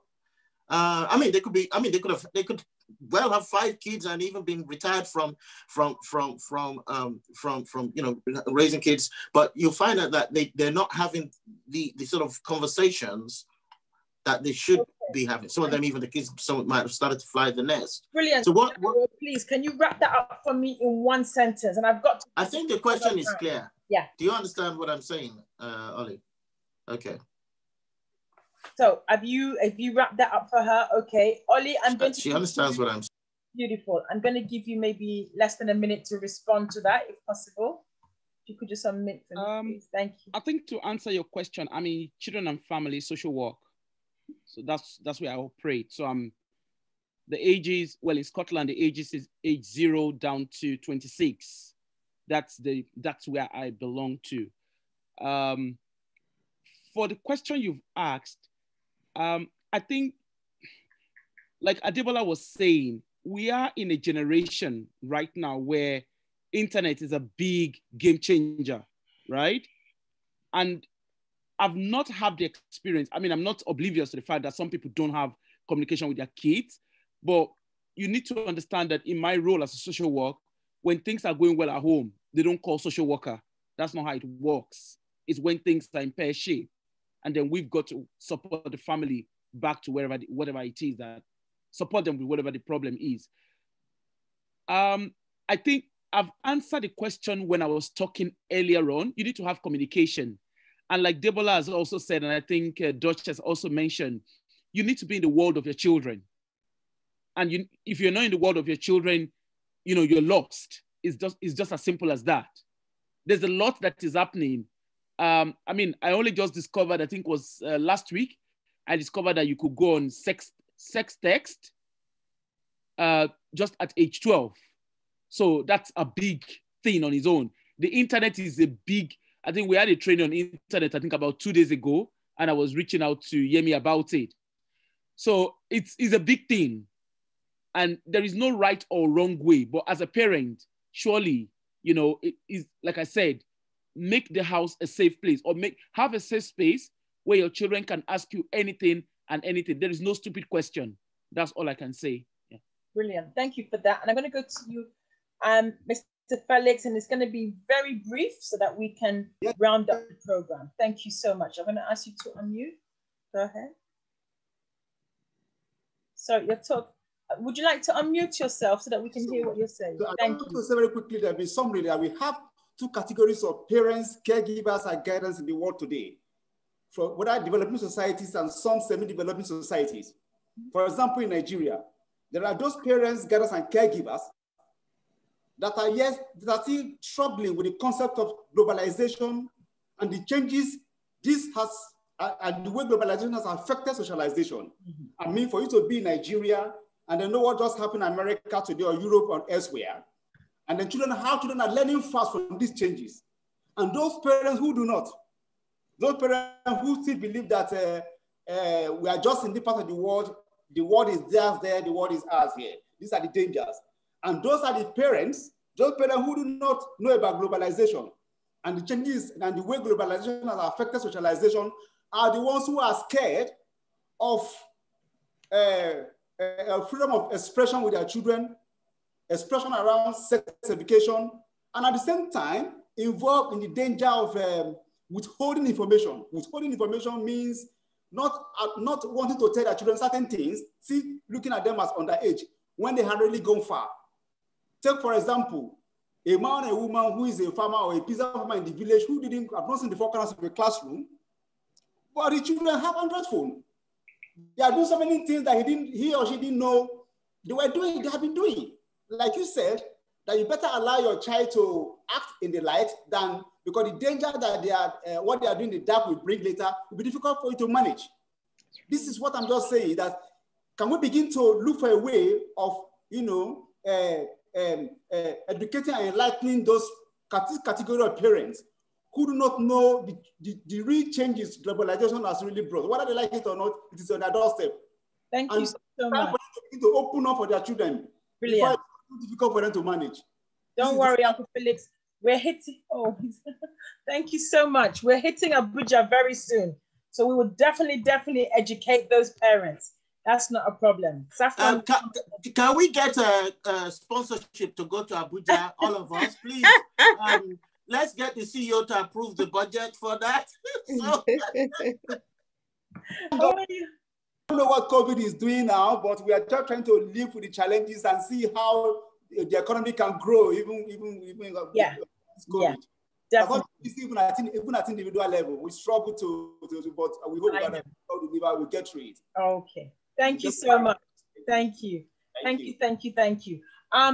And like I said, just because of time, we just want to run through a few things. I wanted to say thank you to everybody who has made this topic amazing. I mean, I'm just so happy that we decided to do this in January, because what this has done, hopefully it has got people. January is a very hard month for everybody. So when we're talking about relationships, I am hoping that now people are going to sit at home and think about some of the things that they've heard on our shows and look at how they can redress, you know, sometimes too, let's not be so, in reality, it's not always going to fix, you know. You can listen to this from morning to night, and if it's not going to work, it's not going to work. And that is a sad reality that we have to come to terms with. But on the positive side, my prayer is that, you know, we've heard, we've listened, and we'll take some nuggets and take it into our own relationships, whether it's a husband, boyfriend and girlfriend, you know, partners, whatever we're calling ourselves these days, whatever, let's hope we take some nuggets and make it nice, make it positive, because right now we could all do with some positivity in our lives. So thank you to everybody who's come on today, to Ahana and Duchess Ife. I can't thank you ladies enough. I love you to bits. You become Saffron's family now. So be prepared, we will be bugging you. We don't leave you, you know that. We will definitely be bugging you in a couple of months' time, just to come back to see if, you know, to see if there has been an impact. Who knows, somebody might listen to this and be proposed to tonight or tomorrow. You never know. We're just hoping good things come out of it. Without much, we're almost rounding up. We've got like 10 minutes. And what we wanted to share with you is basically some of the things that are coming up for Saffron for 2021. And we've been doing the voiceover talk show in the UK now since March 2019. It's probably one of the best initiatives we've done as an organization. And we are very proud to announce that the voiceover talk show for Saffron Development Global Foundation in Nigeria will be kicking off, I think February, right. So voiceover talk show Saffron Social Development Global Foundation, which is the SDGF, our Nigerian leg. I'm really excited because it's going to be kicking off in February. Every second Saturday, we shall be having parenting groups starting Saturday, 13th of February from 12 p.m. Hopefully, I will be based in the Gillingham office. We can't have too many people, so we're going to keep it virtual for now, but we are hoping very, very, very soon, maybe June, July. No. June, July, we're hoping that we will be able to do some actual, you know, one-on-one physical. I've missed hugging people, I've missed high-fiving, and I'm sure many of us have. So hopefully but until then, we'll be doing virtual. I also want to give one of our directors the floor. Marcia is going to talk just briefly about what she is going to be doing. And we're going to be talking quite a lot more about what Marcia does.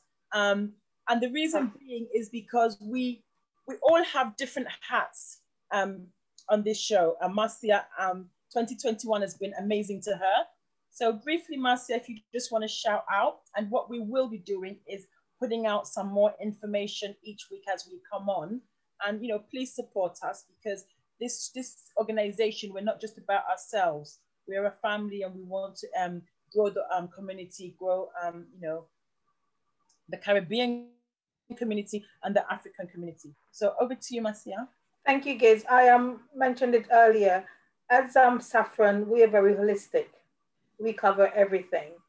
And, you know, in terms of building families and building communities, we want to build everyone to make life the best that they can be. We want to help people to live life to their best potential, their life purpose, fulfillment, happiness. So what Saffron offers is life coaching. So in the form of personalized life coaching, we could have group life coaching. That's available, and we cover areas like goal setting, peak performance, you know, personal development, you name it, we can cover it. And we can work with families, we can work with young people. We are very passionate about young people, so we can work with young people, we can work with families together, we can work with professionals. I am very keen on working with social workers and healthcare workers as well. So when you let us know, and we'll publicize dates when we can have coaching sessions, or you can have individual sessions, just let us know and we'll be available. Brilliant. Thank you, Marcia. So that's Marcia. And like I said, we will be sharing information here each week. And last but not least, before I finally allow everybody to jump off and go and eat their well-deserved dinner, Saffron Safeguarding African Children and Parent Partnerships, we present with the Home Office. We will be launching every third Saturday of the month an immigration hub, and this is in connection with the UK Home Office, and it's a one-to-one hub supporting and signposting yourselves within the community. So please look out for the flyers, which we will be releasing shortly. It's going to be every third Saturday of the month. So if you do miss 1 month, you'll always be able to get onto another month. Okay, and there it is there. There you go. So that's every third Saturday of the month, and that is our Immigration Engagement Hub. It's a one-to-one support and signposting. And we will be covering so many. So you will have any kind of questions which concern around overstay, indefinite stay, student visa, Brexit, Windrush, human trafficking, modern slavery, EU settlement, voluntary return, delay in application, domestic abuse or servitude, etc. Okay, you can follow the link below. Once we're ready to follow, we will let you know, and you can register. You will have to register to be able to have and get that one-on-one support. So this is Saffron's new initiative for 2021 in collaboration with the Home Office UK, every third Saturday of the month, okay? And secondly, yeah, I think that's it for now. You can stop sharing that now. Thank you so much. Okay, so if you, this is Miss Oluwayemisi Jenkins, MBE, and she is the Immigration Engagement Vulnerability Lead, and we will be working very closely with her on this initiative. So in the community, we are trying to bridge the gap. We want you, if you have any of those issues around immigration that I just listed, please, please, please come on this hub. You know, it's going to be something that you will be very, very happy that you did come on. And it is a one-to-one. So we're cutting all the bureaucracy and the delays by giving you that one-to-one interaction. Okay, so I think it's time for us to say thank you once again. Thank you to everybody that has joined. And we will hope to see you next week, Wednesday, the same time, where we will be starting a new topic. And we're going into February, and we are tagging that Financial February. We will have guest speakers on to talk about your finances. We know January is a very long month, and we know during just finishing Christmas, we've all come out of 2020 and into 2021, you know, a little bit short. Secondly, with the impact of COVID, the way forward for our finances, we'll be discussing how you can get more than one stream of income. We all know one stream of income is not doing it for us anymore. So we're looking at 1, 2, 3, 4, 5, 6, 7 streams of income. So multiple streams of income we'll be talking about. We'll be talking about different things about how we can help with your mortgages, you know, life insurance, and everything that is related to finances. So please look out for Financial February. It's going to be another amazing, amazing session. We will have guest speakers who are experts in those fields, because I always think it's always good to listen to experts because they've done research, they've studied, you know, the information you will be getting will be credible information, and that is very important, okay? So thank you all once again for being with us this January. It's been amazing. I've enjoyed myself. Thank you. And thank you to all our Facebook family. You guys have been amazing. Thank you for all your interaction. And I don't know if, Yemi, do you have anything to say before I say good night to everybody? No, I'm fine. I think you just relayed everything. Thank you so much. Excellent. Well done. Okay, thank you, everybody. Thank you so much, everyone, for joining us. Thank you for the awesome I don't know. It's been fantastic. I'm going to watch it back on YouTube later. Yeah. Yeah, Okay. please follow our YouTube. Please follow. We have our YouTube link. So please follow us there and subscribe. And please share, share, share. Let's not hug the information for ourselves, because there are people out there that need to hear what goes on here. Okay. To my guest speakers, ladies, love you lots. All the way from Cameroon, God bless you. Mr. Felix, all the way from Abuja, thank you. Duchess Ifi, yes, yes, yes, thank you, darling. Taiwo, always and ever, you're always there for us, thank you. Sister Debola, we need to go out, we need to go dancing. I can see you like music like me. Thank you, thank you, thank you. Marcia, thank you, thank you, thank you. Debs, our other director joined, but she joined from Facebook. So Debs, if you're there, thank you, thank you, thank you. You're always, always, no matter how late you come on, you always come on, and it's so amazing. So thank you, Deborah, if you're listening from Facebook. So have a good night. Kaya Wilson, I don't know, you've come on, but you haven't spoken, but it's okay. Thank you. It looks like this is your first time. Thank you so much. Ngozi Onwanibe, this is your second time. I saw you last week. Thank you for joining, Ngozi Onwanibe. Have a good night, everybody. Stay safe and God bless. Thank you. Bye. God bless. Bye. Bye. Bye-bye.